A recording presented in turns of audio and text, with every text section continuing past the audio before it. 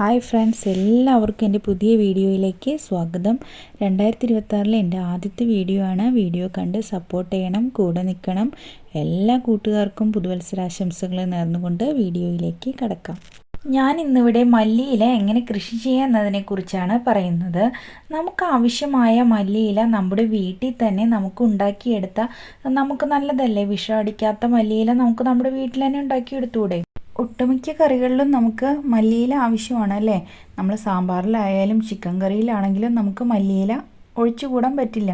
അത് കാരണം നമുക്ക് മല്ലിയില വീട്ടിൽ തന്നെ ഉണ്ടാക്കുന്നത് വളരെ നല്ലതാണ്.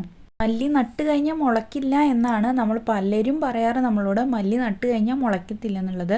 എന്നാൽ എളുപ്പത്തിൽ തന്നെ നമ്മുടെ മല്ലി നട്ട് കഴിഞ്ഞാൽ മുളയ്ക്കും. നല്ല മല്ലിയില നമുക്ക് നമ്മുടെ വീട്ടിൽ തന്നെ കൃഷി ചെയ്യാനായിട്ട് സാധിക്കുകയും ചെയ്യും. സാധാരണ സൂപ്പർ മാർക്കറ്റിൽ നിന്നും വാങ്ങിക്കുന്ന മല്ലി ഉപയോഗിച്ചാണ് ഞാൻ മല്ലിയില കൃഷി ചെയ്യുന്നത്. അത് എങ്ങനെയാണെന്ന് നോക്കാം. മുഴുവനായിട്ടുള്ള മല്ലിയാണ് എൻ്റെ കയ്യിലിരിക്കുന്നത്. ഇനി ഇതിനെ ഞാൻ പിളർത്താനാണ് പോകുന്നത്.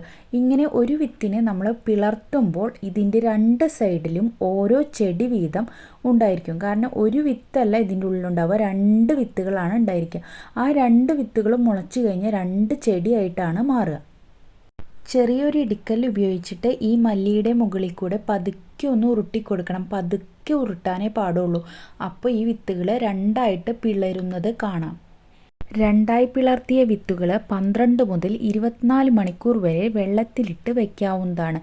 അതായത് പെട്ടെന്ന് മുള വരാനായിട്ടാണ് നമ്മൾ ഇത്രയും ടൈം വെള്ളത്തിലിട്ട് വയ്ക്കുന്നത്. ഞാനിവിടെ തേങ്ങയുടെ ചകിരി പൂഞ്ചി എടുത്തിട്ടുണ്ട്. ആ പൂഞ്ച നല്ലപോലെ പിച്ചിയിട്ട് അതിന് ശേഷം കട്ട് ചെയ്തെടുക്കുകയാണ് ചെയ്യുന്നത്. കട്ട് ചെയ്ത് വെച്ചത് നമുക്ക് മാറ്റി വയ്ക്കാം. അവസാനം നമുക്ക് ഇട്ട് കൊടുക്കാവുന്നതാണ്. ഇനി നമുക്ക് മല്ലിയില കൃഷിക്ക് വേണ്ട മണ്ണ് തയ്യാറാക്കാം. അതിനായിട്ട് നമ്മൾ ചരൽ മണ്ണാണ് എടുത്തിരിക്കുന്നത്. നമ്മുടെ ഇവിടെ ചരൽ മണ്ണാണ് കിട്ടാനുള്ളത്. അതുകൊണ്ട് നമ്മൾ ആ മണ്ണാണ് എടുത്തിരിക്കുന്നത്. അതിൽ അത്യാവശ്യം പൊടിക്കല്ലൊക്കെ ഉണ്ടാവും. സാധാരണ കല്ല് ഇല്ലാത്ത മണ്ണാണ് നമ്മൾ തിരഞ്ഞെടുക്കേണ്ടത്. പക്ഷെ നമ്മുടെ ഇവിടെ എന്ത് മണ്ണ് എടുക്കുകയാണെങ്കിലും അതിൽ അല്പം ചെറിയ പൊടിക്കല്ലൊക്കെ ഉണ്ടാവും. വലിയ വലിയ കല്ലുകളൊക്കെ ഉണ്ടെങ്കിൽ നമ്മൾ നീക്കം ചെയ്യാവുന്നതാണ്. മണ്ണെടുത്ത അതേ അളവിൽ തന്നെയായിരിക്കണം നമ്മൾ ചാണകപ്പൊടിയും കൂടി എടുക്കേണ്ടത്. ചാണകപ്പൊടിയും മണ്ണും കൂടി നല്ലപോലെ മിക്സ് ചെയ്ത് വെക്കണം.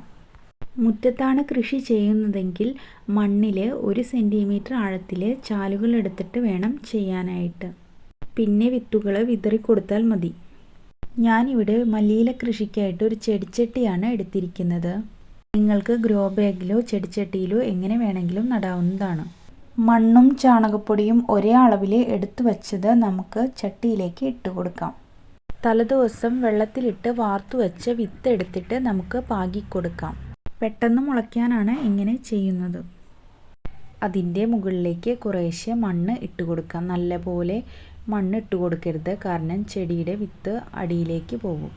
അങ്ങനെ ആവുമ്പോൾ മുള വരാനായിട്ട് താമസമെടുക്കും. നേരത്തെ കട്ട് ചെയ്ത് വെച്ചിട്ടുണ്ടായിരുന്ന ചകിരി ഇപ്പോൾ ഇട്ട് കൊടുക്കാവുന്നതാണ്.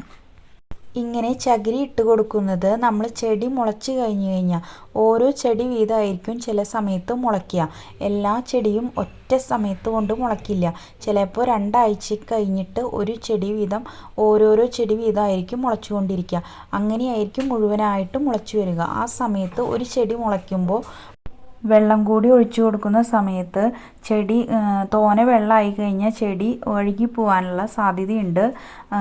ഇതിനെന്നുവെച്ചാൽ അധികം വെള്ളം പാടില്ല. ചെറുതായിട്ട് നന മാത്രം പാടുള്ളൂ. രാവിലെയും വൈകിട്ടും നനച്ചു കൊടുക്കണം. എന്നാൽ ചെറിയ തോതിലുള്ള വെള്ളം മാത്രമേ നിൽക്കാൻ പാടുള്ളൂ. എന്നാൽ ആ ചെടിക്ക് നനവ് ഉണ്ടാവും വേണം. നമ്മളിത് വയ്ക്കുമ്പോൾ നല്ല സൂര്യപ്രകാശം കിട്ടുന്ന സ്ഥലത്ത് തന്നെ വെക്കണം. ഞാൻ ഇതുപോലെ മുൻപ് വെച്ചിട്ടുണ്ടായിരുന്നതാണ്. സൂര്യപ്രകാശം കിട്ടുന്ന സ്ഥലത്താണെങ്കിൽ പോലും രാവിലെയും ഉച്ചരിയുമ്പോഴും വെള്ളം നനച്ചു കൊടുക്കണം. സ്പ്രേ ചെയ്താൽ മാത്രം മതി. നല്ല ചൂടായ കാരണം ചെടിക്ക് നല്ല തണവിന് വേണ്ടിയിട്ടാണ് വൈക്കോൽ ഇട്ട് കൊടുത്തിരിക്കുന്നത്. മല്ലിച്ചെടിക്ക് നേരിട്ടുള്ള സൂര്യപ്രകാശം അത്യാവശ്യമാണ് എങ്കിൽ പോലും ഉച്ചക്കിലത്തെ വെയിൽ അത് അടിച്ചു കഴിഞ്ഞിട്ടുണ്ടെങ്കിൽ ഇലകളൊക്കെ കരിഞ്ഞു പോകാനായിട്ടുള്ള നല്ല ശക്തിയായിട്ടുള്ള വെയിൽ അടിച്ചു കഴിഞ്ഞിട്ടുണ്ടെങ്കിൽ ഇലകൾ കരിഞ്ഞു പോകാനുള്ള സാധ്യതയുണ്ട്. നമ്മുടെ വീട്ടിലുണ്ടാക്കുന്ന മല്ലിയില ആയതുകൊണ്ട് തന്നെ നല്ല മണമാണ് ഇതിന്. 2 ആഴ്ചയിലൊരിക്കൽ നേർപ്പിച്ച് ജീവാമൃതമോ കടലപ്പിണ്ണാക്ക് പുളിപ്പിച്ച വെള്ളമോ ഒഴിച്ചു കൊടുക്കുന്നത് നല്ലതാണ്. വിത്ത് പാകി 1 മാസം അല്ലെങ്കിൽ 1.5 മാസം ആകുമ്പോഴേക്കും വിളവെടുപ്പിന് പാകമായിട്ടുണ്ടായിരിക്കും. മല്ലിയുടെ പൂവ് നിങ്ങളിൽ കുറച്ച് പേരെങ്കിലും കണ്ടിട്ടുണ്ടാവില്ല അല്ലേ? ഇതാണ് മല്ലിയുടെ പൂവ്. മല്ലിയുടെ പൂവെന്ന് പറയുമ്പോൾ വളരെ ചെറിയ ഒരു കുഞ്ഞു പൂവാണ്. കാണാൻ നല്ല ഭംഗിയാണ്. നല്ല വെള്ള നിറത്തിൽ കുഞ്ഞു പൂവായിട്ട് നിറയെ ഉണ്ടായിട്ടുണ്ടാവും കേട്ടോ. വളരെ എളുപ്പത്തിൽ കൃഷി ചെയ്യാവുന്ന മല്ലിയില. നിങ്ങളും കൃഷി ചെയ്ത് നോക്കൂ. നെക്സ്റ്റ് വീഡിയോ ആയിട്ട് വീണ്ടും കാണാം. Thanks for watching.